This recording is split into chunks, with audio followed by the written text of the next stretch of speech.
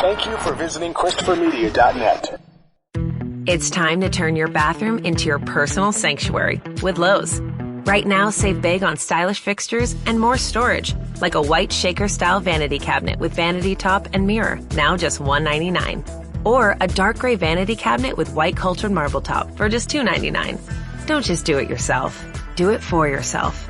Find more savings on everything you need for your home projects at Lowe's today. U.S. only, valid through February 2nd, 2021. It's time to turn your bathroom into your personal sanctuary with Lowe's. Right now, save big on stylish fixtures and more storage, like a white shaker-style vanity cabinet with vanity top and mirror, now just $199. Or a dark gray vanity cabinet with white cultured marble top for just $299. Don't just do it yourself.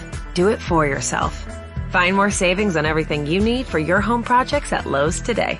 U.S. only, valid through February 2nd, 2021.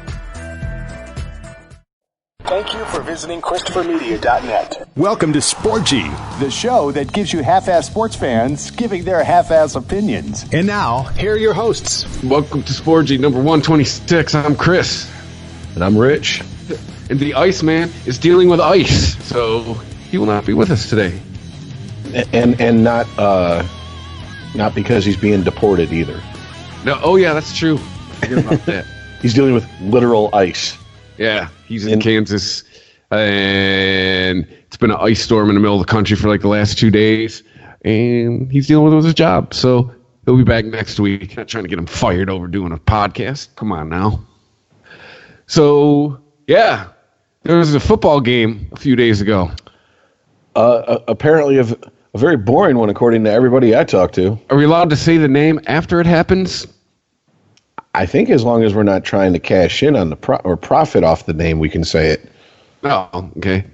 Yeah, Super Bowl. Because we've been saying it for 3 years on this show and haven't got a cease and desist yet. That's right. Goodell, you ain't listening. We're saying all we want. But it's... Yeah, I was in that boat with the people. Trust me, I was sending you guys all the memes in the chat on Sunday, and had a couple pops. But once I sobered up and thought about it, I'm with you, man. I've changed my tune on the game. If you like defense, that was the Super Bowl for you. Well, it was also. It's kind of what I said the Rams will have to do. They're going to have to play not a high-flying offensive style game because that's not going to keep Brady's ass on the sideline. And I mean, they didn't do all that great of a job because they didn't win the game, but the tempo of that game was enough to where there was just constant bitching in my messages and Messenger from my friends. Going, yeah. What the fuck, man? This is a bunch of bullshit. And I'm like, well, this is football, man. Mm-hmm. You know what I'm saying? It's like your friends when you have a friend who's really competitive and you play him in Madden and you start playing ball control and clock control and running the clock down, he gets pissed. It's like, why would I give you the ball back so you could win? Right. I'm not going to just hand you a victory, asshole. That's not how this works. Win the game. Yeah, fuck that. But no, I enjoyed it. But then again, like I said, I like defensive football. I guess if it had been a shootout, that would have been interesting. I mean, if the Chiefs would have won instead of the Patriots and went to the Super Bowl, and it had been, Chief Rams version 2.0 for the season, I'd enjoyed that just as much. But, I guess it all depends on what you want to see. And this proves what the NFL's been saying. People want to see high scores and touchdowns. Yeah. And I think a lot of people were... but we got used to it during the season, though. I mean, what was it? The Rams and Chiefs was what 54-51 or something like that. I mean, it's Weren't we like mourning the death of defensive football like in October and November? Well, I mean, and still that not to say that game was closer than the score, but I mean, the Patriots didn't put up anything but 3 points until the fourth quarter. You know what I'm saying? I mean, it's not like it was. Yeah, but they did before the Rams. Well, no, that yeah, was a problem. Well, yeah. I mean, but still, I'm just saying, like, it's, there was some, like, okay, there was some tension getting down to the end of the game. I mean, if it had been like 13-0 through the whole game, and with like 30 seconds left, the Rams scored a field goal, you'd be like, get the fuck out of here. Really? Why would you even go for a field goal at that point? You know, it's when you just go all Herm Edwards. You play to win the game. Hello? You know what I'm saying? Like, yeah. But yeah, I enjoyed it. I felt kind of bad for the Rams because, I mean, even though I did pick the Patriots, I picked the Patriots because they're the Patriots. I didn't pick the Patriots because I wanted them to win. You picked the Patriots because you're a realist. You know, because until you prove to me that you can beat them on a consistent basis, I'm not going to pick against them. Yes, exactly. So can we call Jared Goff Joe Flacco 2.0? I mean, he's a game manager, right? Because I didn't see anything from him on Sunday that told me this guy's going to be great. No. There was no Mahomes, like, you know, we're looking at the next generation of quarterback that I saw. It was definitely a Flacco-esque like performance. Unfortunately, you know, that wasn't Harbaugh, Kaepernick, and the 49ers on the other side of the ball. I would say, yeah, he didn't have Ray Lewis on his team either. Yeah, running around talking about no weapon forged against me shall persevere. Like, all right, Ray, calm down, dude. Calm down. We got it. Well, where's the cream suit, Ray? Where's the cream suit? You almost went to prison. You almost went to prison for murder or some shit. We understand you had to find Jesus, but you know, dial it back a bit. Dial it back. Yeah. So yeah, Brady and Belichick get number 6. The player of the game, I thought it should have been Bill Belichick, quite honestly, because nobody really showed no offensive player really had a standout day. Well, wasn't the MVP Edelman? Yeah, for what the one touchdown he caught. Yeah, I feel like that the NFL was like, we can't give it to Brady. What did he really do this game? Yeah, you know what I'm saying? Like it would be dishonest on our part. Mm-hmm. You know, I mean, he didn't even pass for a fucking touchdown. Correct. You know. And in really looking at the stats, besides attempts versus completions, they're damn close between Goff and Brady. Brady was 21 for 35 for 262, no touchdowns and interception. Goff was 19 for 38, 229, no touchdowns, 1 interception. Yeah. But you know, except at the end of the game, like the end of the game bothers me. First of all, I wanted to, you know, ask the Rams, like, do you not remember, like, 2016? Or was it 2015? Whichever Super Bowl that was, where they should have gave it to Beast Mode. Because Todd Gurley finally rips off a big run, and then the next play, or was 2 plays later, you get intercepted. Why are you not giving the ball to the best running back in the league? That's a very good question. And it seems that this is this part of the new mindset of the NFL that, you know, why would we give it to a running back when you make your bread and butter on you know, high flying offense and you know, passing for touchdowns? Because when you're inside fucking 10 yards or even 20 yards, it's dangerous to pass. That's why red zone touchdowns are so are such an important stat. There's a reason that specifically inside of 20 yards is considered an important stat. There's a reason. There's a whole channel that's devoted to once a team goes into the red zone. Yes, it's easier to intercept. It's easier to block. Hell, it's easier to sack the fucking quarterback. I do not understand why they didn't give the ball to Todd Gurley. But Todd Gurley has been conspicuously absent since about December.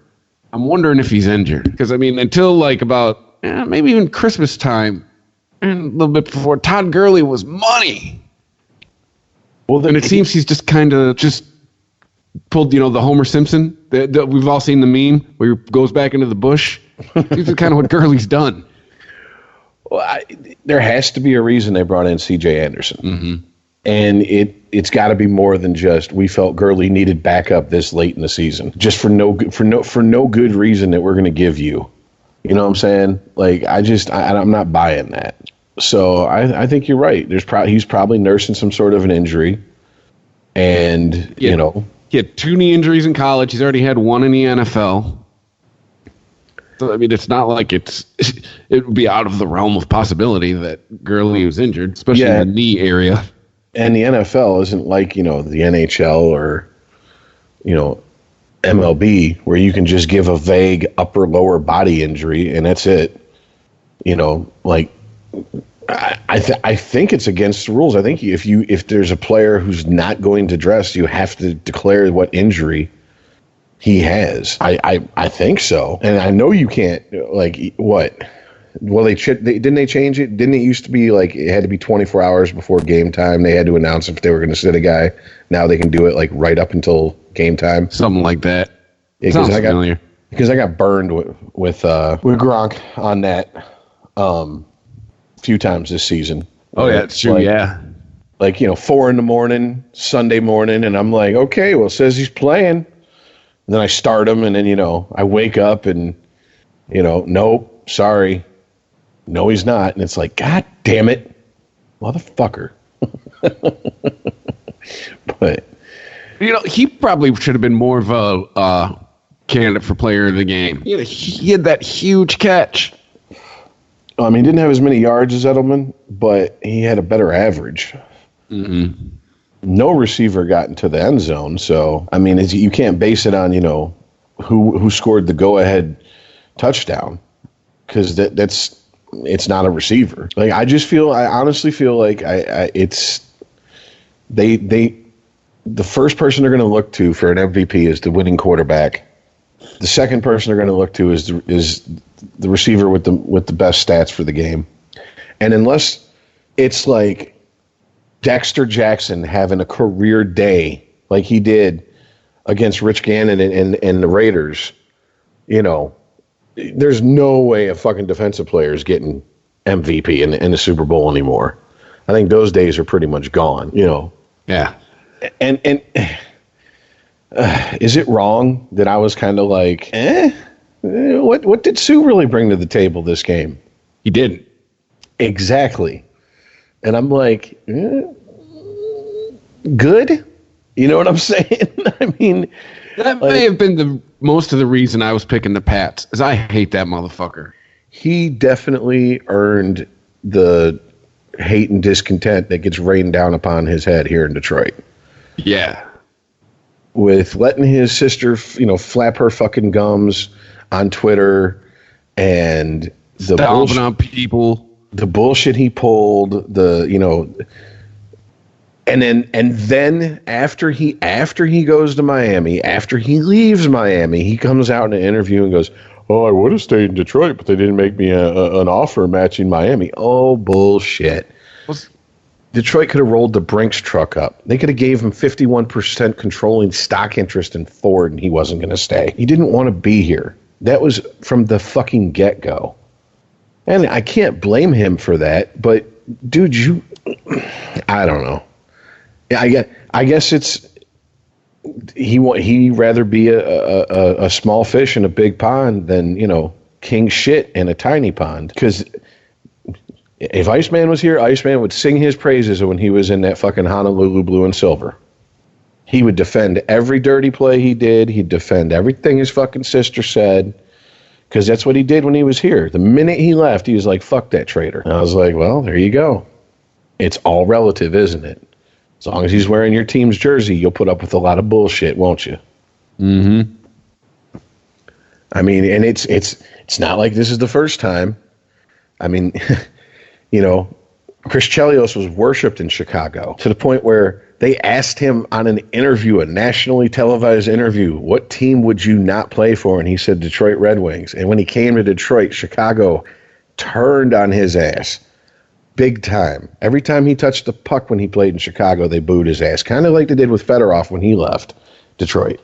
And if you want to get right down to it, as much as I love Chelios as a player, and I'd love to see him in a Red Wing jersey, he kind of deserved the booing more than Fedorov. Fedorov just was like, look, how many times have I been to the table, the contract negotiation table with this team? Every time my contract's up, it's, we're going to fight every penny trying to, that you're trying to get. We're going to fight to not give it to you. And finally, he was just like, I'm going someplace that's going to pay me later. And he did. More power to him. The Levine? Well, hey, he's got his fucking, three Super Bowl or three Stanley Cup rings? Mm-hmm. What more does he fucking need besides to get paid? God knows how much he lost in a divorce to Anna Kournikova. Yeah. Did they got married, didn't they? Yeah. Oops. Yeah. And I think he was living in California when they got divorced, which means it don't matter. Ooh, yeah. It don't matter where the fuck you got married at. It matters where you get divorced at. And that's give me half. Yeah, that's Bernie Mac and Bad Santa. Half. So, but and not that I like. I don't know, man. It's like, okay, I was watching some reruns of America's Game, and it was the 2005 Steelers, and the three people they interviewed was Roethlisberger, Bill Cowher, and Joey Porter. And Joey Porter, to me, if you're gonna be the bad guy in sports, you better relish the role and embrace it fully. Whereas Sue tries to have it both ways. He tries to act like he's this good guy. Oh, I'm just a big teddy bear. I got this ill-gotten reputation as a dirty player. Hey, look, we have the footage. What are you talking about? Hey, look, guys, I did a cameo on Ballers. Look how I've rehabilitated my image. And it's like, no, dude, you're a dirty fucking player. You're a bad guy, except for the team you're on. And there was even a lot of people that were like, his shit's starting to wear thin here in Detroit when he was here. Like once they got a solid whiff of he's not coming back no matter what, that's when people really started coming down on him. Like, okay, this is getting fucking retarded. Like, grow the fuck up, man. So it's just, if he embraced the role, like when Joey Porter was talking about when Carson Palmer, the lineman for the Steelers, rolled up into Carson Palmer and he blew his knee out. He's like, I was getting ready to feel bad for the Bengals, and then they started yelling that we did that on purpose, and that's when I just laughed in their face at that point because I know you don't think you're going to beat us with Kitna, so I just laughed at their sorrows. Well, I was the bad guy once again. Ha ha ha. Sucks to be you. And just like when he said when they were playing against the Colts and the refs blew that call in favor of the Colts. He was yelling from the sideline, y'all cheating. And then when they fucking iced Vinatieri or Vanderjagt, when they iced Vanderjagt and Vanderjagt pointed over at the sideline at Bill Cowher, and Bill Cowher just kind of shrugged like, what else can I do? And drunk, cocky-ass Vanderjagt got out there and missed the fucking field goal. It was Joey Porter ran right over in his face, started screaming, cheat that, motherfucker. Cheat that. He knows that's what his role was. And, he embraced it fully. That's how come I can get behind someone like Joey Porter. I mean, when he said probably the best line in that America's Game, he's like, man, I can taste this Super Bowl. I can taste it. I'm going to Detroit. And you're about to snatch this from my mouth with that bullshit call. And when we snatched it from their mouth and they started crying, I was like, bullshit, you wouldn't be boo-hooing if they snatched that out of my mouth. So give me your dinner, motherfucker. I mean, basically, ain't no after-school special. Taking socks. You're like, I don't give a fuck. It's exactly what it was. And it's like, yes, that's how football should be played, despite what NPR says. Yeah. Which, by the way, I do want to get into that. Oh, God. Whew. The pearl clutching and signal virtuing from NPR about the Super Bowl, people who performed there, how they don't watch football anymore is just like it's gotten out of control. First of all, it's real easy to hear who the real football fans are and who the ones who are just like, I'm boycotting football. Okay, well, I'm boycotting women's tennis. You know what? I'd never watch it, so it doesn't matter. Well, yeah, I was like, what bunch of people in Hollywood were boycotting the Super Bowl on Sunday? Oh, a bunch of artists aren't into sports? Shocking. Yeah, I know, right? And it's like, okay, so wait a minute. Gladys Knight performs the national anthem, she gets shit because apparently she's not standing in lockstep, arm in arm with Colin Kaepernick and his protest. What about every prop bet too? What about her little embellishment at the end of the national anthem? Put it over the time limit. Well, what about all the black players, the black executives, the black coaches? Why aren't they being boycotted? Yeah. Oh, because you don't begrudge them making a living, but you begrudge Gladys Knight. When was the last time Gladys Knight was like relevant? Yeah, well, it's because she's from Atlanta. But too, that crowd, again, they're not sports fans, man. We say this all the time.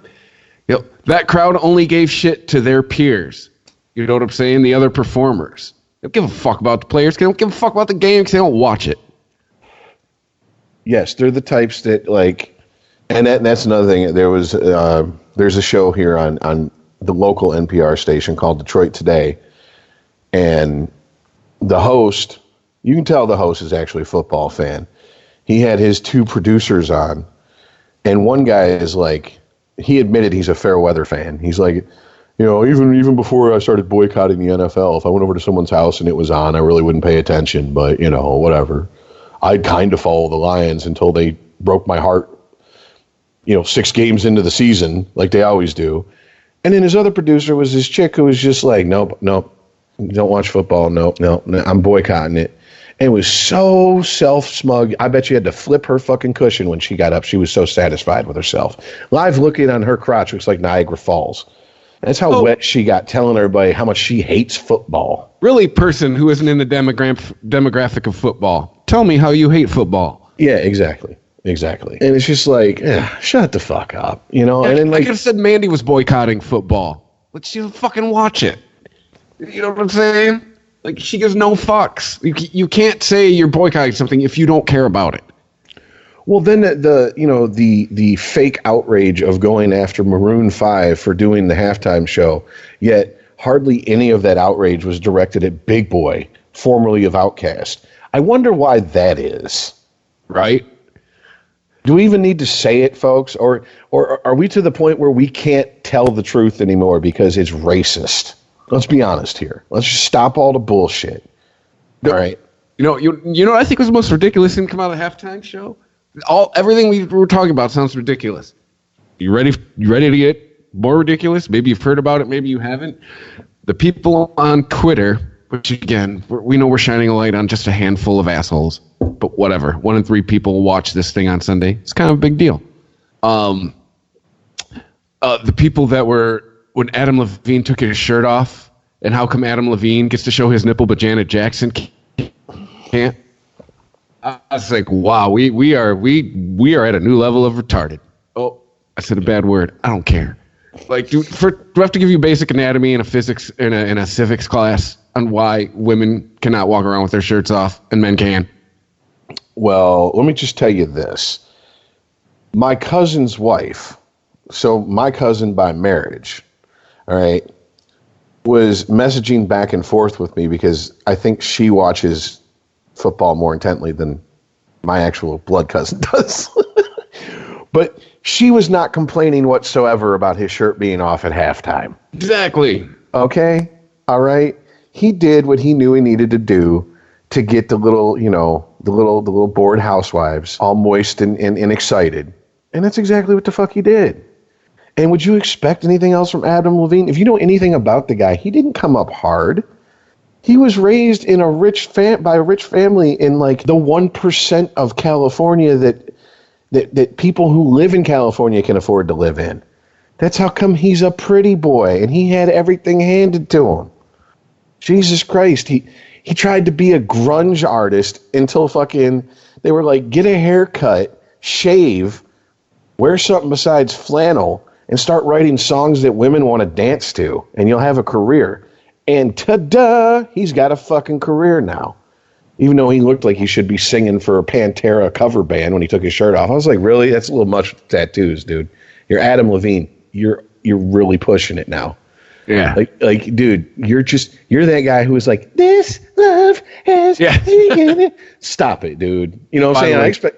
Do you know one of his tattoos is the word bro with the nipple as the O? didn't pay that much attention. I was just laughing at the California across his stomach. I was happy it wasn't in Old English. Like every douchebag white boy who thinks he's hard seems to have to have something in Old English across his stomach. Oh, but yeah, it's the spectacle of the show is pretty much what I expected it to be. The fake outrage. I'm not on Twitter because I don't want to die of a stroke before 43. So you would just cycle through phones because you probably just throw your phone once a week. Exactly. For the most part, most of the bitching and griping that I ran into on social media was limited to actual sports fans bitching about the quality of the game, which, even if I don't agree with them, at least they watch the football for the football. Yeah. You know, like the usual, there's a few of the usual suspects with, this commercial. I'm gonna be dead honest with you. I don't think I paid attention to any of the fucking commercials. Man, you didn't miss much. That's the thing, is in our ever continuing quest to neuter comedy, everyone has kind of gone more the good vibes route with their commercials. Yeah, because God, there's commercials that's been on the Super Bowl in the last 10 years, and forgive me, none are popping into my head at the moment, so I know I'm not really backing up my own fucking statement here, but I know that we'd have been tutted by the Twitter sphere. Oh yeah, you can't laugh at that. That's not right. Shut the fuck up. Yeah, well, I'm gonna bitch. But yeah, and then what's the over-under on whether Gronk's recovered from his hangover? Has he even taken a sober breath, do you think, since the Super Bowl's over with? Or is he going the Ovechkin route? What were you going to say? I'll say he had a shirt off at the parade on Tuesday, and from what I understand, it ain't warm in Boston, so could still be drunk. I kind of think... I think there's certain people who may have been born with the get this fucking thing off of my back gene. Gronk, Matthew McConaughey, those two are the first ones that come to mind. You know what I'm saying? Like, people like, dude, put your shirt on. All right. But, most metal drummers. Yes. Well, first of all, every metal drummer has an aversion to sleeves. And I don't know why. But, right. Like, every douchebag metal drummer I know has a bad haircut and no sleeves. And yeah, I'm like, really? Okay. All right. I guess that's what happens. When you're a pretty boy who just has to beat on something in rhythm. It's time to turn your bathroom into your personal sanctuary with Lowe's. Right now, save big on stylish fixtures and more storage, like a white shaker-style vanity cabinet with vanity top and mirror, now just $199. Or a dark gray vanity cabinet with white cultured marble top for just $299. Don't just do it yourself. Do it for yourself. Find more savings on everything you need for your home projects at Lowe's today. U.S. only, valid through February 2nd, 2021. It's time to turn your bathroom into your personal sanctuary with Lowe's. Right now, save big on stylish fixtures and more storage, like a white shaker-style vanity cabinet with vanity top and mirror, now just $199. Or a dark gray vanity cabinet with white cultured marble top for just $299. Don't just do it yourself. Do it for yourself. Find more savings on everything you need for your home projects at Lowe's today. U.S. only, valid through February 2nd, 2021. It's time to turn your bathroom into your personal sanctuary with Lowe's. Right now, save big on stylish fixtures and more storage, like a white shaker-style vanity cabinet with vanity top and mirror, now just $199. Or a dark gray vanity cabinet with white cultured marble top for just $299. Don't just do it yourself. Do it for yourself. Find more savings on everything you need for your home projects at Lowe's today. U.S. only, valid through February 2nd, 2021. At Jewelers Mutual, we're a little obsessed with jewelry. Obsessed like auctioneers with talking fast. 50, we're gonna fit sold. Pop stars with auto-tune. And dentists with asking questions. So, how did he propose? After they've put their hands in your mouth. Great. Yes, we've made jewelry our obsession for over 100 years. We love it so much we named our kids Ruby, Amber, and Opal. Venti soy latte for Opal? At Jewelers Mutual, we insure jewelry and only jewelry, which is why people who are also obsessed with jewelry trust us with theirs. Sporgy. ChristopherMedia.net. ChristopherMedia.net. Sporgy. See, this is where I want the spectacle to start. When they win the Super Bowl, I want a camera crew following Gronk around like he's a Kardashian for the next 2 weeks. And I want it live streamed, unedited, onto some video platform online. To where I can just go, wow, I'm having a really shit day. There's no more football for a couple months. At least till we get to the draft. Let me What's check Gronk in on doing? what's Gronk doing. Yeah. And I will feel better about life just a little bit for a few moments and be like, you know what? Go ahead, dude. Because it might Come be on with his your last meathead ass. Yeah, it might be his last one. You know, who knows? Hey, it's the Patriots. And I mean, the rumor was they tried to trade him to Detroit, and he was like, I'll retire. Good on you, Gronk. I mean, that's some shit. I don't think I've seen that since Jake Plummer got traded from, I believe, Arizona to Denver and was like, no, I'm done. I retire. Like, I don't give a fuck what you gave up for me. I'm not playing. Like, that's some spiteful shit. Yeah. It's like I'm not doing it. End of story. Like, you can't fire me because I quit. Fuck you. And you know he's got to be thinking about it because they asked Gronk if he was going to retire at the end of the game. He's like, I'm not thinking about that right now. I'm just thinking about celebrating. So exactly. He didn't say no. Yeah, he didn't pull the Brady smug look, you know, and holding up the 0. What chance is it you'll retire after this game, no matter how it ends? 0. You know, like, okay, we get it. You and Tom Cruise, you got like newborn infant stem cells stocked away in your houses somewhere that you suck on every morning. We get it. We understand. We were joking during the game. I asked one of my friends, like, you think Brady's got a blood boy?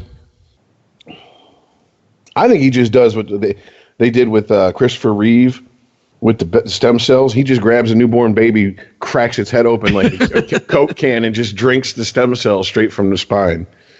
I think that's what he does. I think Giselle's probably had to stop him from doing that to his own children a few times. Right. He's like, well, better stem cells than the ones that are half me. Mm-hmm. You know? And you know what, though? I'm going to talk about it all season. Oh, if Brady wins, she going on top. You know he ain't retiring. You know now they're going to push for 7 just to stick it in Pittsburgh's craw. Mm-hmm. Oh, hey, what's up, Title Town? Oh, hey, Terry Bradshaw. I have all 7. Yeah. Take your 4 and get the fuck out of here. Or 3 or whatever he has.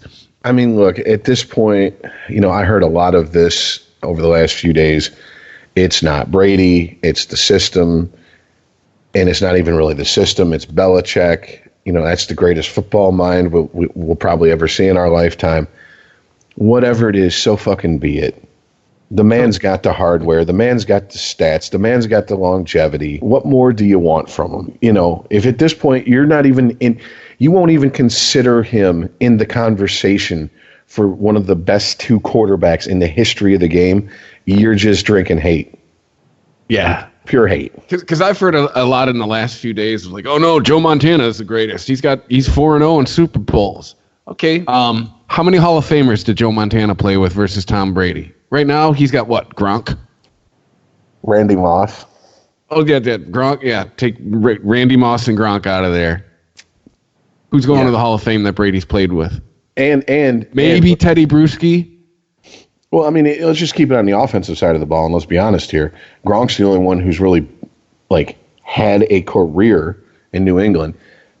Moss was Moss when he showed up. Yeah. They knew what they were getting. You know, Randy Moss was so much Randy Moss when he showed up, they had to sit him down before they before they let him put a pen to paper and say, you can't pull any Randy Moss shit here. Yeah. This is New England. Act like it.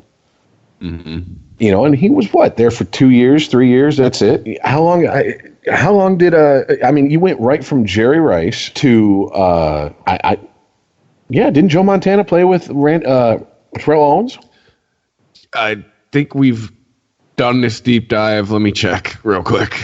I want to say he was like a rookie the last time. Or I might be thinking Steve Young. Steve Young actually had more touchdown passes to Terrell Owens and Randy Moss. But still, number 1 and number 2 in the stats. Those were who those guys were throwing to, like all time. Because I remember when we went through this about Terrell Owens, should he be in the Hall of Fame? And I'm like, he's right behind Jerry Rice in almost all his stats. T.O. only played with Steve Young because he was on the 49ers from 96 to 2003. And I believe by 96, Montana was either in Kansas City or retired. Okay. All right. So, yeah, Steve Young and, ambiguously gay guy, Jeff Garcia. And a lot of people bring up Montana. Well, he did it with 2 coaches. Okay. But 4. But also the point I'll make for Brady.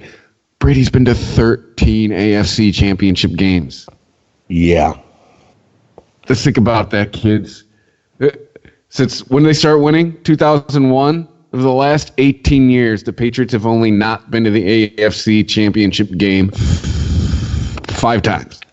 And 13 appearances in the AFC championship game is more than your average quarterback's career in the NFL as far as length. So, I mean... Never mind the fact he's been to more Super Bowls than anybody ever, and they're now tied with Pittsburgh.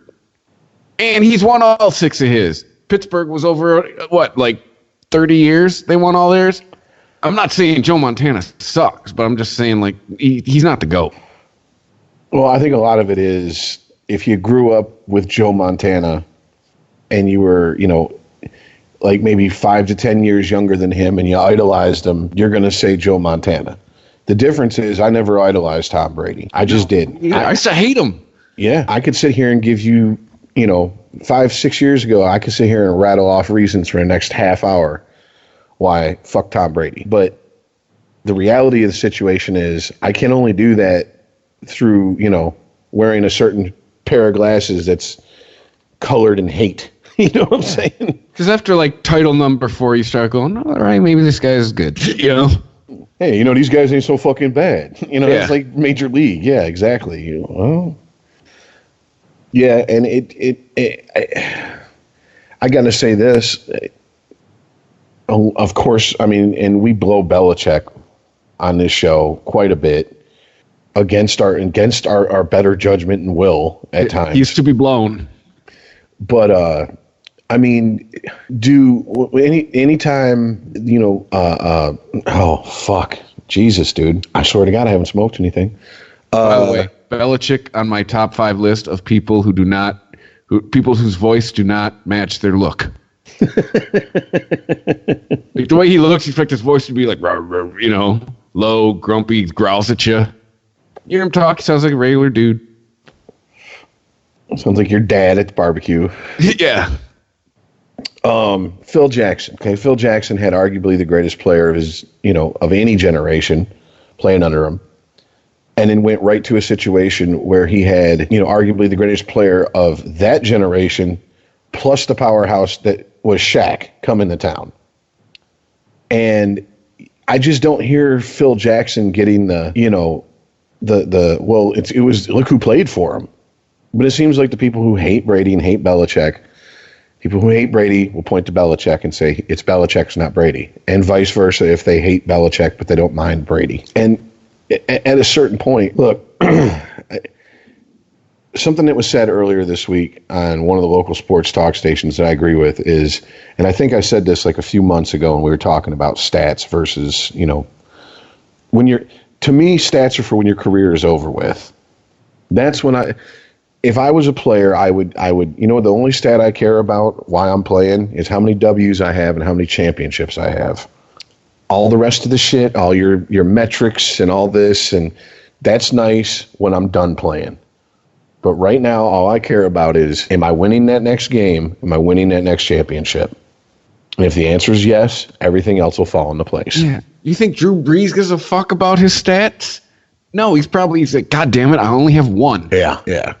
Well, that was also, I hate to go back to this, but it was also interesting that one of the things that apparently became a talking point with the fuck the NFL crowd is how Drew Brees and the Saints got what they deserved by being hosed on that call because Drew Brees spoke out against Colin Kaepernick's kneeling. Oh, fuck off. And I'm like, so because you disagree with how someone presents their protest, not necessarily you disagree with what they're protesting with or protesting against, you just disagree with the methods they're presenting it. You deserve to get screwed out of, a game, a call, a championship, possibly. Really? That's where we're at now with these people? I mean, tell me who's a little bit more in touch with reality. People who think like that, or people who go, you know what, these are grown men getting paid ridiculous amounts of money to do a very risky job. They're fully aware of what could happen to them. They don't need you to baby them and be mommy and daddy to them. They know what they're risking every time they go out there. Period. End of story. And by the way, we've probably made this point a bunch of times, but it seems like a lot more people care about Colin Kaepernick than Colin Kaepernick. When's the last time you seen him make a statement to the media or in the media other than the Nike commercial? Been a while. And considering that if, he farts in a McDonald's somewhere in the Midwest, I'm pretty sure that TMZ is going to have the live footage of it and up online 2 seconds later. I imagine it's not because, he's being ignored by the media. I mean, yeah, of course, if you're media that's embedded with the NFL, meaning you're a beat writer, you're someone who works for ESPN, who is almost exclusively reports on the NFL, you have to walk the line. You sold your soul. You know what you were getting for your soul. You have to fucking play nice with the NFL. Jamel Hill looking at you. Now, if you're not, he's a media darling. You can say anything you fucking want about the NFL.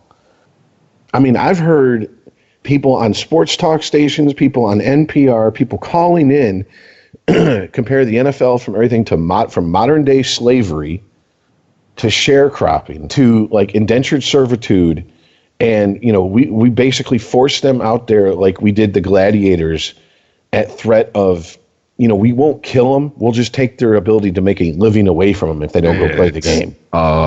Choice. They make a conscious choice. And also, those three things that you mentioned, you didn't get millions of dollars for doing any of those, by the way. Being an indentured servant, a sharecropper, working on a plantation. Just putting that out there. No, you didn't. Working on a plantation didn't change your life and your family's life, and more than likely anyone with your last name, no. Oh, it might have changed your life. Well, yeah. But not for the better. Correct. Your kids weren't going to colleges, it's not like, hey, kids, now you can go to something besides a community college because I can afford to pay for a state college. Yeah. No, it was, we got moved up into the house. We're coming up like George and Wheezy, baby. That's what you prayed for. So here's my thing. How long is this going to go on now? How long is this really going to go on? Because every time I'm like, that's it. We can't get any more stupid and retarded with the opposition to, and it's not even the NFL anymore. It is college. It is high school. It is peewee football. I mean, they are these people are literally calling for a ban on all football. And I told you a couple of years ago on this show, I told, well, not you specifically, but I told the listeners and you guys, I was like, that's going to happen in our lifetime. I just thought it was going to be like 5-10 years down the road, not 2. So where does this end? They won't ban. It makes too much commerce. I absolutely agree with you. My problem is, what's going to happen with these states who aren't getting a cut, who don't have an elite college football team or don't have a professional football team? What's going to happen when some fucking crazy-eyed politician gets in power, flashing Manson lamps, saying how horrible this is, that these young men are modern-day slaves and being forced to do a job that they could die at. And then hopefully somebody chimes in and goes, it's a choice, bitch. It is a conscious choice that I have made. And unless you can find another way to make me millions of dollars, I'm going to chase this because I got a limited time to make my money. Fuck you. You know, it was a very good point that was brought up on one of the Red Wings games I was listening to on the radio in the last couple weeks. A question from a listener was sent in. Why don't the Red Wings tank? And the response was like a rather unusually heated and visceral response to the question itself. You could hear the color commentator, who I can't remember his name off the top of my head, sorry, actually getting pissed at the question. Because he said, do you understand that for every person in the NHL, there's probably 5,000 other players that they've had to fucking be better than to get to that point? And you're asking them to go out there and half-ass it at a game that if they're out there playing half speed against someone playing full speed, they could die, like literally die. He's like, this isn't baseball, okay? This isn't basketball. You're not shaving points. If you go out there and half-ass it in football and in hockey, you could very well end up dead or permanently injured and anywhere in between. Yeah. Getting hit by a professional football player, professional hockey player has to be like getting hit by a car. I mean, what was it? The whole show Sports Science proved that getting hit by Ray Lewis was harder than a police battering ram. God, that's a scary thought. Right? I mean, I'm just like, man, I don't want to get hit by Ray Lewis. I damn sure don't want to get hit by a battering ram, let alone Ray Lewis. Can I just choose death? But, that gentleman, though, went a complete different angle on that response than I would have went. I would have simply said, you think that arena's empty now? If it gets out that they're losing on purpose, shit. Be like a dozen fans at the home games. And I mean, it's just also, a pride factor. You know what I'm saying? I mean, you're a professional athlete. You have since what, 7 or 8? That might even be too old of an age these days, because they really, man, when I've gone into hotels and seen these travel teams, and I'm looking at kids that can't be more than like 7, 8, 9, I'm like, you travel and play a sport? Oh yeah. Why? Yeah, they do. It's the reason I will stay on the first floor. Hotels. It's just like, you're a fucking child. Honestly, what could you be gaining from traveling to play this sport that you can't gain from just, 3 practices and 1 game a week? Well, I'm going to say the obvious answer, because we're all thinking it. We're living out Daddy's dream. Mm. Yeah. Daddy couldn't hack it, so maybe you can. Yeah, and I know that soccer moms got a bad rap there for quite a few years, but the hockey dads far, far, far outweigh the soccer moms. I hardly ever see a woman who's leading, these little crotch goblins around the hotels. It's usually the hockey dads, and you can tell, they had NHL dreams that didn't come true. Or, if it's baseball especially here, I mean, here in Michigan, we get a lot of hockey because of where we're at. But, hotels across the country, you see the baseball dads and it's like, oh, shit. It's like the South Park episode where Randy's like in the outfield picking fights with the What are you going to do? I thought this was America. What? I thought this was America. What? So, one other thing that I did want to bring up is, Jesus Christ, how long until some team snatches up Tony Romo for a coaching position? I've recently, by recently, I mean like today, maybe in the last couple of days, kind of turned around on that. Because one of the football podcasts I listened to brought it up, and it's a good point, although I haven't seen it demonstrated yet. He said that's any 21st century quarterback. He's like, that's just how the game is now. Like, they're trained to do that. You get any 21st century quarterback in the booth, they're going to do the same shit. And because one of his partners is David Carr, and David Carr was on it saying like, yeah, me and Derek were doing the same shit Tony was. We're sitting there watching the game, pretty much calling out exactly what was going to happen. Well, I have heard, I've heard different podcasts over the years more so with hockey players and like local people, who's, they were like, we watched hockey games with, former professional hockey players, and they're like 15, 20 seconds before a goal scored, they're like, oh shit, they're fucked. And then bam, they're like, how'd you know that? Like, because I see the game 15 steps ahead of what you do. Mm-hmm. I played it. My thing is, you might see the game that way. You might understand the game that way. Can you communicate that fact to other people in a way that they can understand to improve their football IQ? Because that's what a coach should do.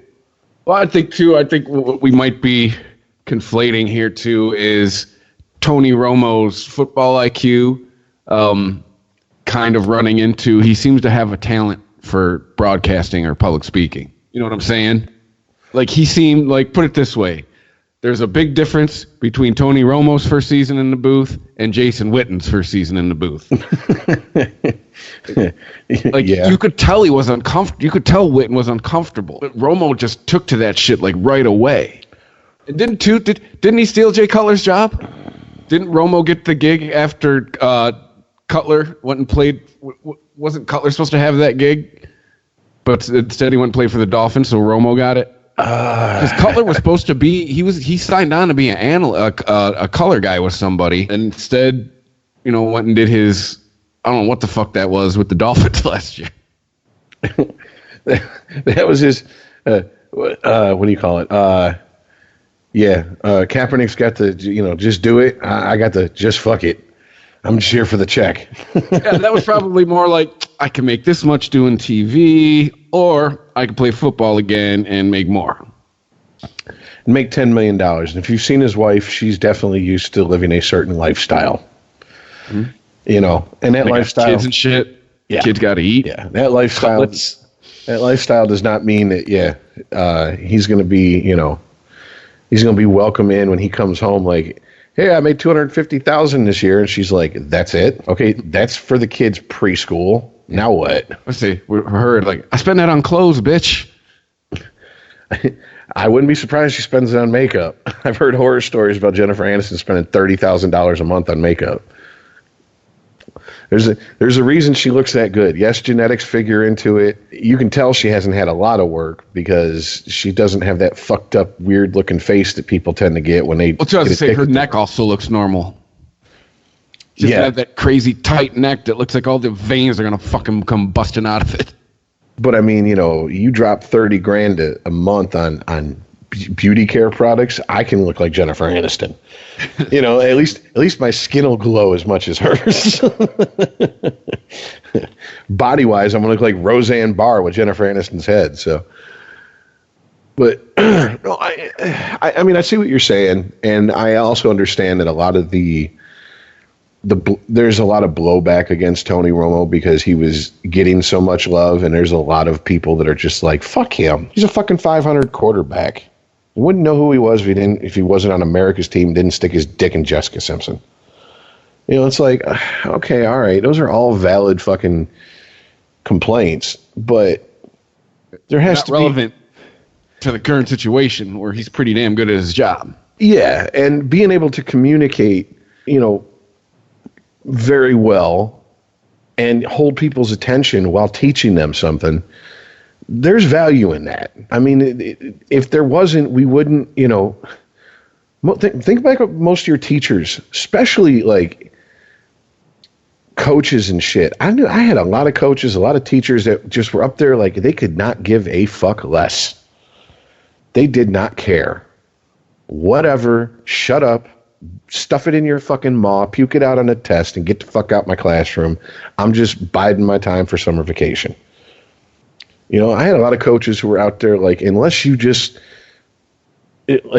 basically ran out of the locker room with a Superman outfit on, they didn't want to have nothing to do with you. They weren't going to put any extra time in with you. They weren't going to try to teach you the finer points of the game. Shut up and get your fat ass out in right field, all right? Or right center. If you had 4 outfielders when you played Little League. Yeah. So, I mean, there's a value in it, and but I also understand the blowback. And I mean, here's the thing: there's a lot of prominent people who go fuck Tony Romo. And there's a lot of people out there who get their opinions from these talking heads in the sports world. So they're like, yeah, fuck Tony Romo. And I'm just over here like, yeah,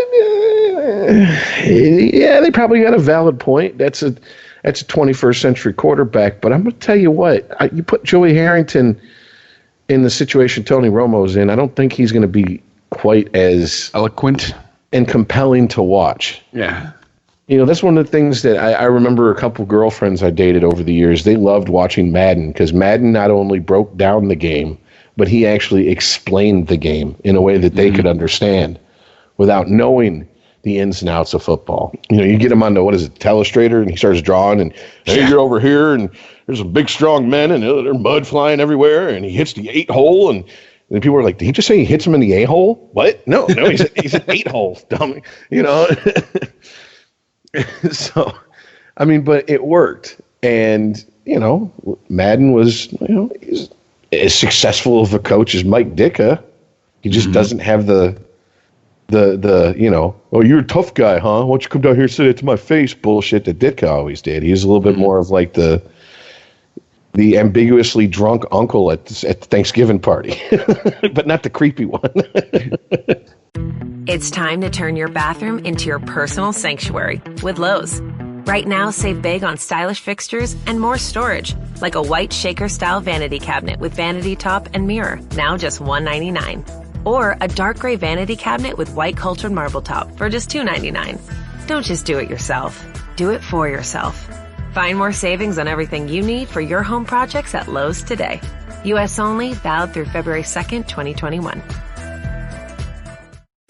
It's time to turn your bathroom into your personal sanctuary with Lowe's. Right now, save big on stylish fixtures and more storage, like a white shaker-style vanity cabinet with vanity top and mirror, now just $199. Or a dark gray vanity cabinet with white cultured marble top for just $299.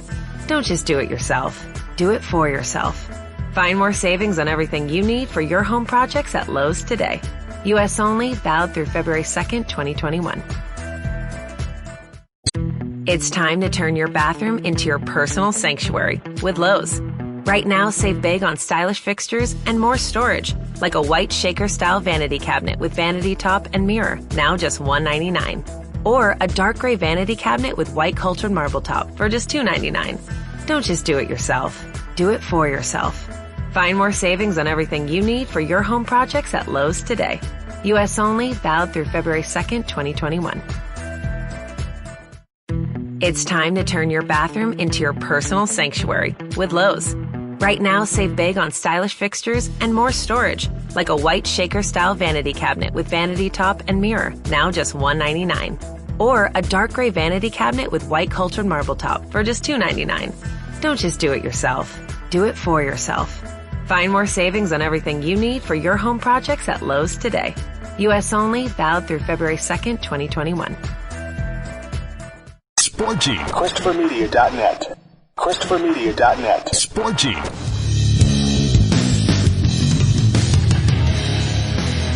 So do you think in the offseason ESPN is going to call CBS and go, hey, you want to trade Cowboys? We'll give you Jason Witten. We'll take Tony Romo. I got to wonder how long of a contract Romo has with CBS and how long before they're fucking going, okay, when can we poach him for Monday Night Football? Yeah, because we're talking Super Bowl, kind of like the football wrap up here. Monday Night Football this year was abysmal, and not the games, the broadcast team. Dude, if Booger McFarland is the most entertaining part of your broadcast, you have a fucking problem. Yeah, it was kind of rough to watch, and I was like, yeah, I don't even need to listen to it with sound, do I? I can just have it on in the background and pay attention. I can follow a game without sound. What happened to McDonough? He was good. Now we got Joe Tessitore and Jason Witten. The fuck? They don't like Sean McDonough in his one season? Or did he move on? I have no idea. I mean, especially with the carousel of bullshit that went on at ESPN for the last 2 years. Who the fuck knows? I mean, you know, we kind of goofed on Gruden for leaving. We don't know what was going on behind the scenes where he was, you know, someone might have pulled him aside who actually liked him at ESPN and said, you might as well take a coaching job if offered one. Yeah, get the fuck out of here. You ain't long for here, homeboy. You don't fit our new narrative we're going to start pushing here, you know. And then what was, oh, God. Who's the chick who does the Monday night, the kickoff doubleheader? Beth Mowins. Yeah, the less said about her, the better. Like, and the thing is I don't like her. It's not because she's a woman. All right. At this point, I've realized women announcers are going to be a thing. We're going to have to get over it. Fine. I'm okay with that. It's because she does what you and I we met in radio school, right? She does what we were taught not to do on like the first day. She changes her voice. That's why I can't watch her. She's puking, as they called it. She's doing an announcer voice. And oh, fuck. Was she the one that called Yankees games for a little bit? I don't know.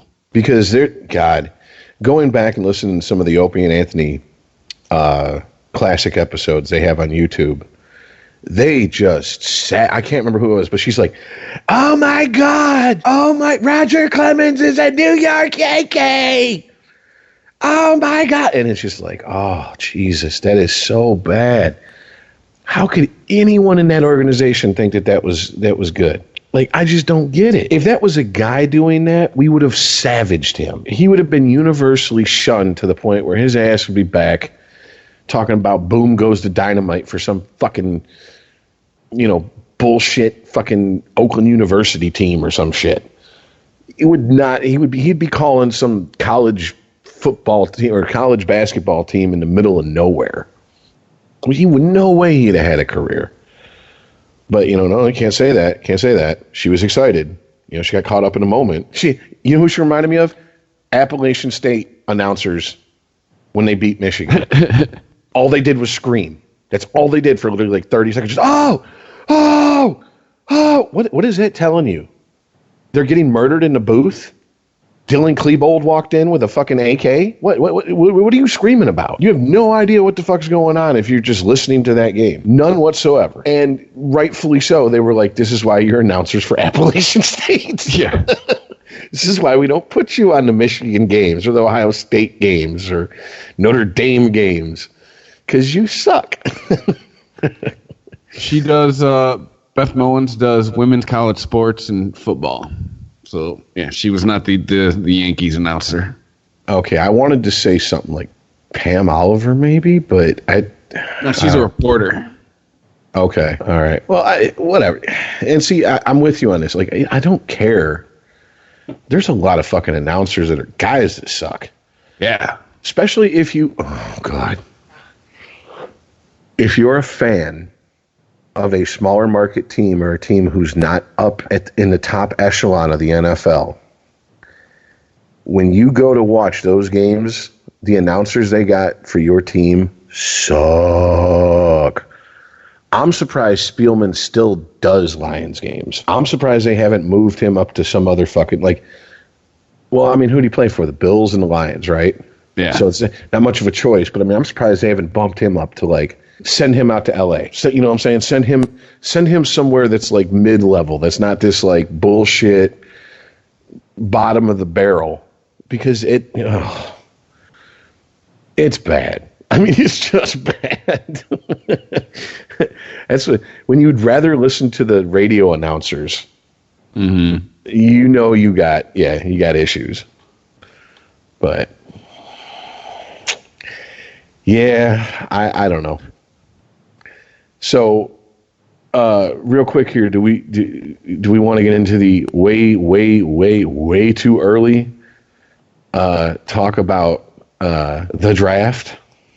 Well, I wanted one more thing about the game before we get into the draft. Okay. Can we stop pretending Sean McVay is the next coming of Bill Belichick after that game? Because first of all, you saw homeboy in the fourth quarter. He looked like a deer in the headlights. The looks on his face. And second, I mean, quite honestly, I hope Matt Nagy got Coach of the Year. I hope he didn't get Coach of the Year, because his defensive coordinator deserves a lot of credit. Because, like I was saying during the game, and we've seen it all season, that offense ain't special. Todd Gurley is special. The rest of that offense. Well, I mean, if we're gonna say that, you know, okay, he's not the new wonder kid or whatever, you know what I'm saying? The boy wonder. Or I should say he needs more time before we start calling him the new Belichick like everybody has been for like the last 2 months.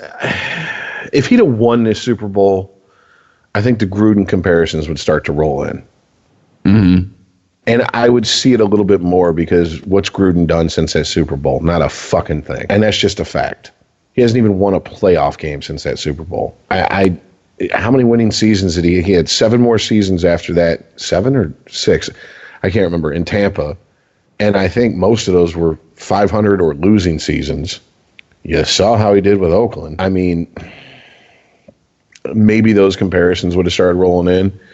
I think it's just the reason he's such a great football mind is because he does have that weird ass total recall where someone will ask him about a game that he was involved in 15 years ago and a play and how much time was left on the clock, and he can almost recall it, you know, exactly as it happened, including the weather out there. But does that mean he's a good coach? That just means he has a photographic memory. I mean, you know, yeah, I guess that it helps to have that pool of knowledge to pull from, but I think we've proven that alone isn't going to get you to the promised land. Yeah, and I mean, let's just be honest. He got outcoached. Oh, definitely. He got outcoached like a motherfucker, you know? Pretty to steal a line from Iceman here, Belichick went, "Hold my beer, young blood. Show you how to do this. Show you how it's done." Yeah. Which is what you expect from Belichick, though, right? And but the big takeaway for me with him was, dude, the look in his eyes in that fourth quarter. I was like, yeah, you're not there yet, buddy. You look scared. You look like fuck. Like he had the look on his face like, fuck, what do we do? You know? No, I have to agree with you on that. Like I was like, that's not a look of confidence. Yeah. You know. That was officially the oh shit look. That's when you're when you're like 3-4 drinks in at the club and you're about to go hit on a chick that's way out of your league, but you don't have enough drinks in you to be confident and cocky about it. Yeah. If you pass a mirror, that's the look you see looking back at you. Yeah. Oh, maybe I should go have another couple Jack and Cokes. I should really, really get my confidence up for this one, because if I go over there looking like that, I'm going to look like a monkey fucking a football. Hey, how you doing? Just wanted to say hi. You know, It's not going to come off good. Yeah, and don't get me wrong, everybody. I'm not saying he's fucking Rod Marinelli. I'm just saying maybe perhaps, you know, we've given him a little bit too much credit too soon. Well, that's also part of a lot of the NFL culture these days is what's the new hotness. Because let's not forget, the refs make the right call. The Rams aren't in the Super Bowl. That's a fair point. And I mean, how many times have we heard like, oh, this is the new breed of coach, the man genius, you know, oh shit, coach for the 49ers and the Lions. No, he's on NFL. Oh, Mariucci. Yeah, the Mariucci. Oh, this is the next gen, man. This is it.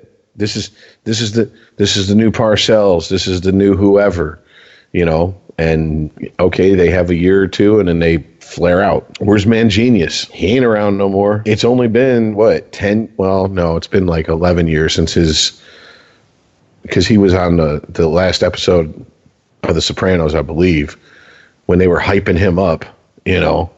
They even referred to him as Man Genius in the episode. And it's like... How'd that go for you? Yeah, where's he at now? You know, and here's the thing: it's not even been coaches who've been worthy of the hype. Looking at you, Marty Morningweg. Oh, we'll take the win. Yeah, and what did we find out about Morningweg? He's a better you know, offensive coordinator or assistant coach. Get him away from the headset. Oh, and that does remind me that, you know how I knew they weren't going to win this game? You know how I knew Belichick's a better coach than him? They gave the ball to Tom Brady first. What are you doing? Yeah, that kind of had me. I was like, First of all, in any game, whether or not Tom Brady's a quarterback, I forget what the statistic is, but isn't it like something really ridiculous? Like pretty much the team who scores first generally wins. Yes. So there's that. And then, again, you gave the ball to Tom Brady first. What are you doing? Yeah. I'm like, half in the bag watching kickoff going, what the fuck are you doing? Yeah, especially since that Rams defense is not the steel curtain. It's not the 2000, Ravens. You know what I'm saying? Like, it's not a legendary defense that's going to go down in history. You really, I mean, I understand, like, giving your both sides of the ball your vote of confidence, but that's almost like throwing them to the wolves. Because it totally becomes a sink or swim proposition at that point. I mean, if he controls the field and controls the flow of play and he keeps your offense on the sideline, even if he doesn't score, which he didn't, what's that telling you? He's going to sit there and if Brady doesn't do it, Belichick's on the sideline watching your team's defense reaction to everything he tries, and he's just probing for the weak spots, and eventually he'll find them. Yeah, and that's pretty much what happened.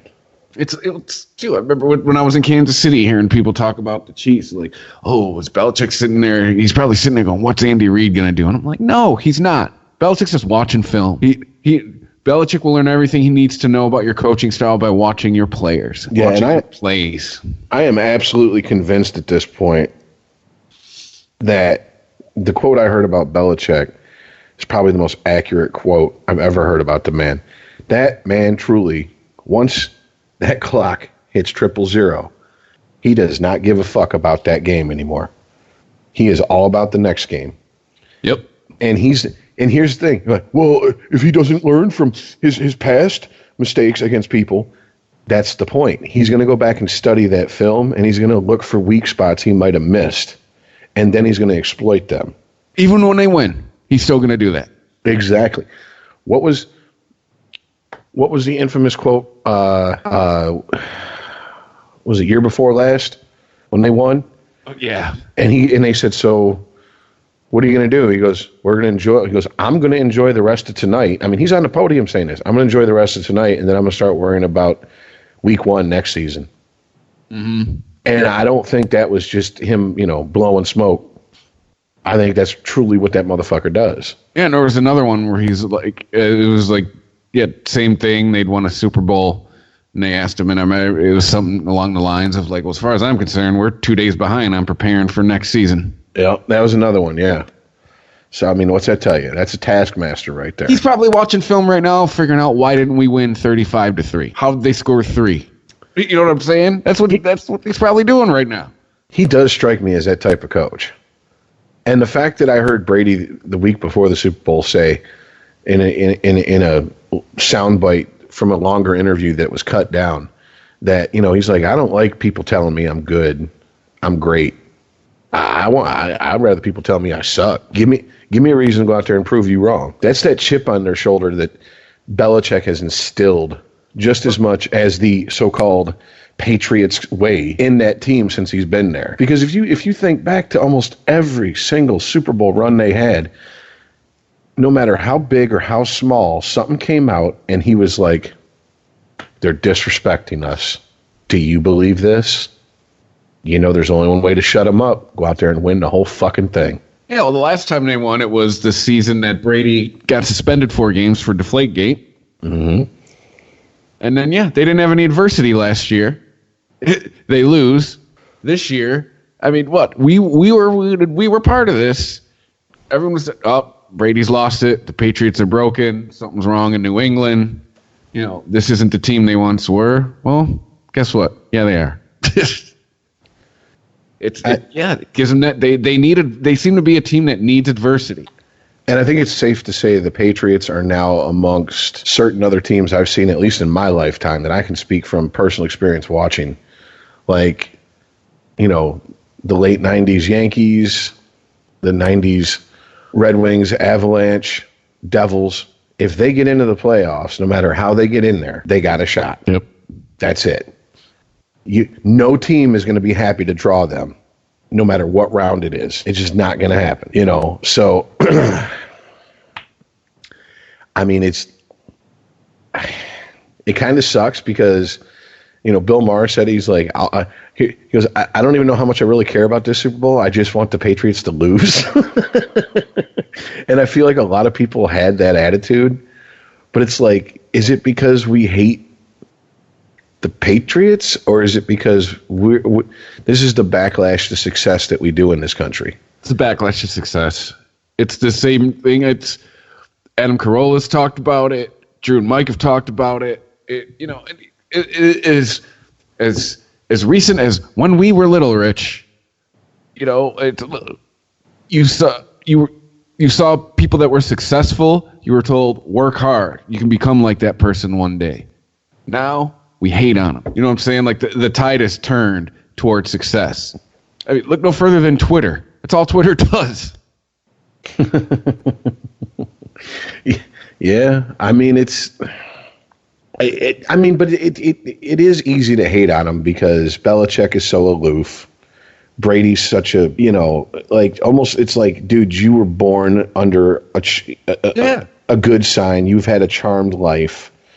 Like, I remember watching that 40 or that 30 for 30 where he's talking about, all these quarterbacks getting picked in him before the draft. And I'm just sitting there like, wow, I almost started to feel sorry for him until I remembered he's Tom Brady. Yeah. You know what I'm saying? Like, dude, you know how the end of this book goes. Even if your career ended right after he filmed his bit for that 30 for 30, he still had a charmed career. He's still considered one of the best that ever played. And he had success in something that there are 32 of those jobs in the entire world. And ever since he got the chance to start one of those jobs, he's never been even close to losing that job. Yeah. When he got injured for that one season, it was like, oh, please, he's coming back. This is not going to be a Brady Bledsoe situation. It's not going to happen. Sorry. I remember that season. Could this be the end for Tom Brady? No. First of all, he's a robot. All right. Get that out of the way. And by the way, if he does sense that there's someone coming up sniffing his ass behind him, he'll just go to Robert Kraft and go, hey, it's time to move this guy. Yeah. See you later, Jimmy G. Not on my watch. Not going to happen. I'm still Tom Brady. Yeah. Can't have anybody younger and handsomer than me on this team. Oh, Christ. All right, so now let's talk about the way, way, way, way too early draft picks. Who do you see going first? It's why it says way, way, way too early for me. From the little bit that I've actually looked into the draft, this is what I'm taking away from this draft. This is not a very deep draft for offense. There's no slam dunk, franchise quarterback, running back, skill player that is being touted as that coming out. There's no Megatron. There's no, you know what I'm saying? There's no Barkley. There's, nothing like that. The two biggest names I've heard bantered about are Dwayne Haskins and Kyler Murray. I would say this would be a good draft for if you're looking to go offense, don't try to force a pick in there. Like, case in point, the Lions. I think it'd be smart for the Lions to trade down and start building their defense and their offensive lineup. Because who do they have on defense? Zeke's going to be gone. Who's their linebacking core? I mean, who stands out in that? Nobody. You know what I'm saying? You got Snacks. Yeah, okay. But, I mean, just like when they traded for him, we pretty much talked about it for half the episode. He's really a specialist. He's a run stopper. He's that fucking post that's in the middle of the field that you're not getting past. But he's not going to be rushing the passer and getting, Strahan type numbers with sacks. And I mean, what are you going to do? You're going to take a quarterback in the late second or third round to try to push someone like Stafford? Do you think he's going to worry about that? No, he's going to worry about that as much as he worries about Orlovsky, which is to say not at all, because look at how much you're paying me. So I think it's going to be one of these drafts that there's going to be diamonds in the rough that come out, and it's going to be like, oh shit, nobody saw that. And there's probably going to be one or two that get hyped up because they have good agents, they have good PR people, on the offensive side of the ball, but they're not going to be game breakers. They might go on to have nice careers, but because I can't think of anyone on the offense that sticks out. We traded him. He plays in Philly now. I'm just talking about coming out in the first round. Oh. Like, that's like, oh, my God, really? Like, that would be, if he fell to my team, oh, shit. I'd be sitting there with a rock-hard dick. Like, you got to pick him. Come on. Who is that guy on offense? I just don't see him. And maybe it's, be honest with you, my college football knowledge is very much limited to the Big Ten and a regional knowledge. But at the same time, I also don't put,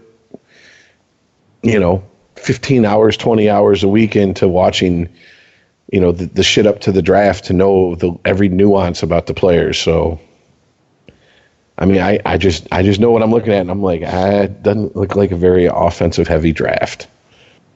I don't think one, my team's going to be helped much by this draft. And two, I don't think the Lions are going to have the spark plug that I keep hearing people want. Because what I keep hearing sports people here in Detroit and people calling into these shows and shit say is either trade Stafford or get a quarterback that's going to push him. And by push him, they want like an Aaron Rodgers type that's going to sit behind him for a couple of years and then take his job. Show me the Aaron Rodgers in this fucking draft.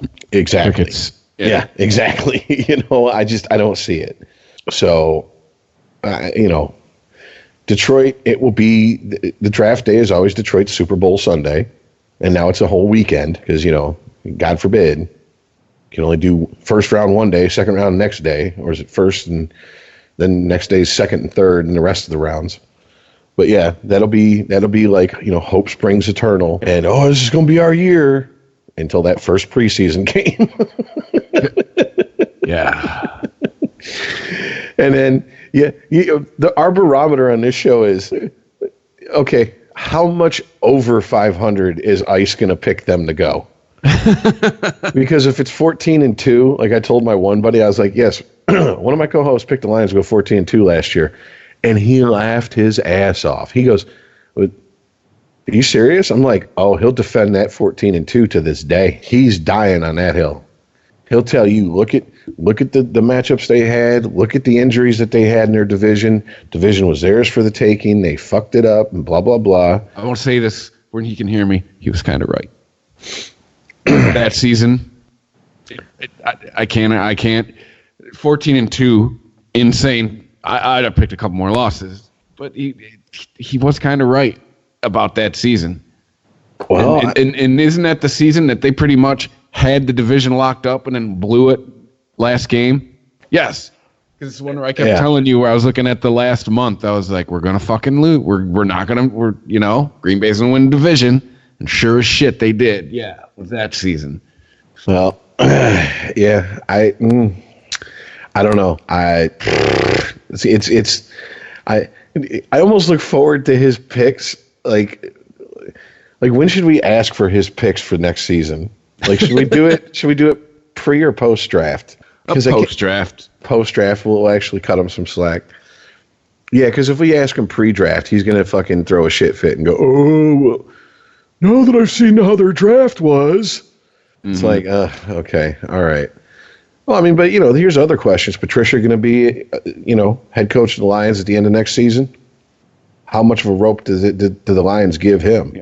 The question is, they're going to fucking sign anybody this offseason. I defended all of his moves last offseason. Like, oh, no, that's what the Patriots do. They sign people you've never heard of, and then they kick ass. Well, yeah.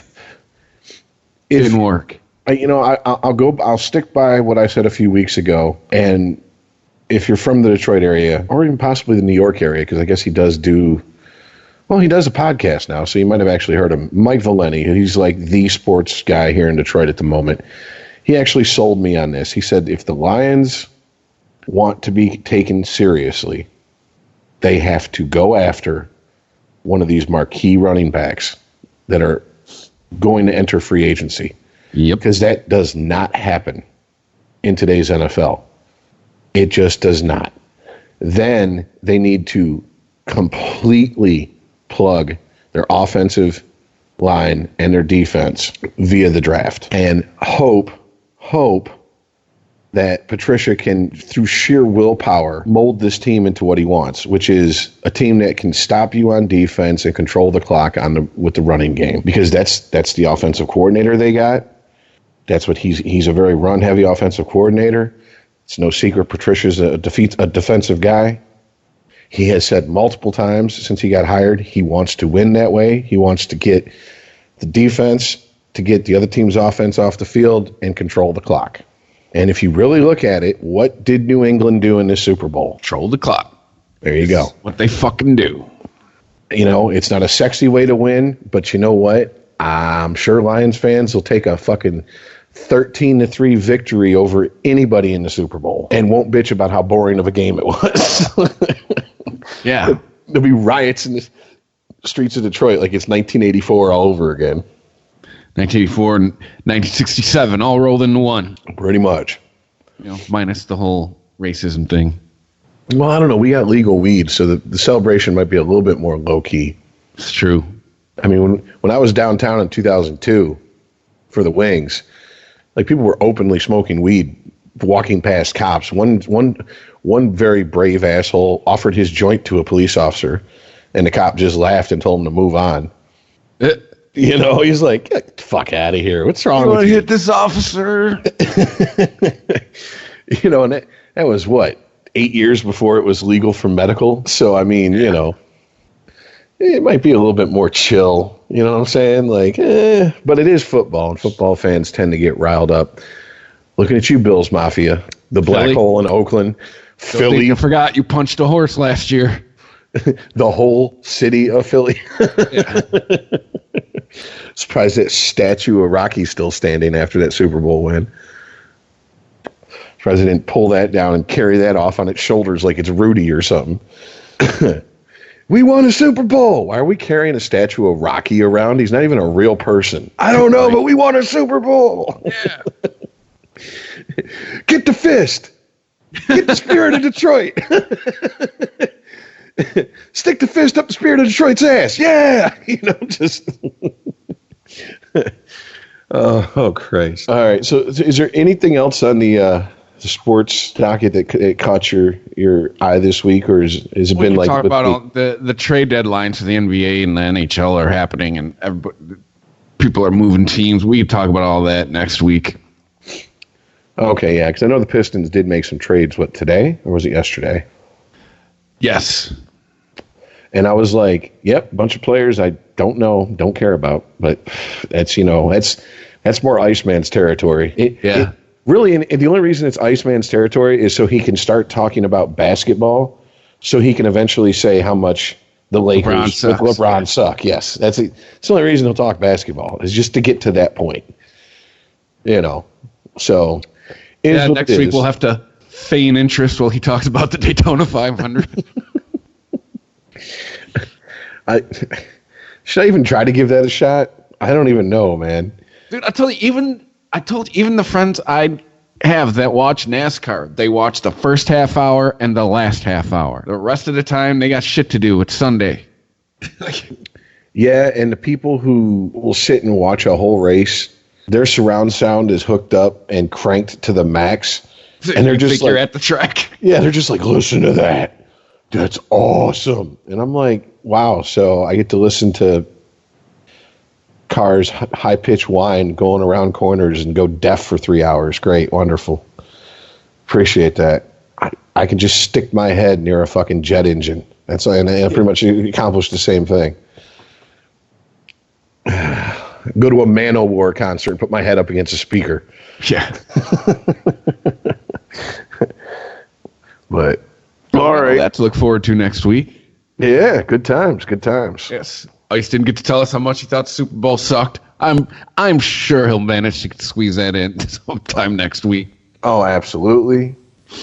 And once again, if you're listening, Mr. Is it the Shields who won the fantasy league this year? If you're listening, contact us one way or the other. I could email him. Make that a lot easier. I just have to actually do it. And, if you want to be on, cool. If you don't, that's cool too. And, we'll go from there. But We're putting the bat signal out for the second week in a row for you. Yes. Hey, maybe you could hit us up at Sporgy Podcast on Twitter. Or email us, sporgy@christophermedia.net. That's the way you can get a hold of us. We have new shows on Thursdays. And we're on Spotify, Google Play, Apple Podcasts. Or you can just cut out the middleman and go right to christophermedia.net. So thanks for listening, and we will catch you next week. All right, later, guys. Thank you for visiting ChristopherMedia.net. Sporgy. ChristopherMedia.net. ChristopherMedia.net. If you like this show, please tell a friend. Please make sure to rate and comment on all your favorite Christopher Media shows. Please follow us on Twitter and like and share us on Facebook. You can subscribe to all ChristopherMedia.net shows for free on ChristopherMedia.net. Thank you for listening, and thank you for visiting ChristopherMedia.net. Thank you for visiting ChristopherMedia.net. It's time to turn your bathroom into your personal sanctuary with Lowe's. Right now, save big on stylish fixtures and more storage, like a white shaker-style vanity cabinet with vanity top and mirror, now just $199. Or a dark gray vanity cabinet with white cultured marble top for just $299. Don't just do it yourself. Do it for yourself. Find more savings on everything you need for your home projects at Lowe's today. U.S. only, valid through February 2nd, 2021. It's time to turn your bathroom into your personal sanctuary with Lowe's. Right now, save big on stylish fixtures and more storage, like a white shaker-style vanity cabinet with vanity top and mirror, now just $199. Or a dark gray vanity cabinet with white cultured marble top for just $299. Don't just do it yourself. Do it for yourself. Find more savings on everything you need for your home projects at Lowe's today. U.S. only, valid through February 2nd, 2021.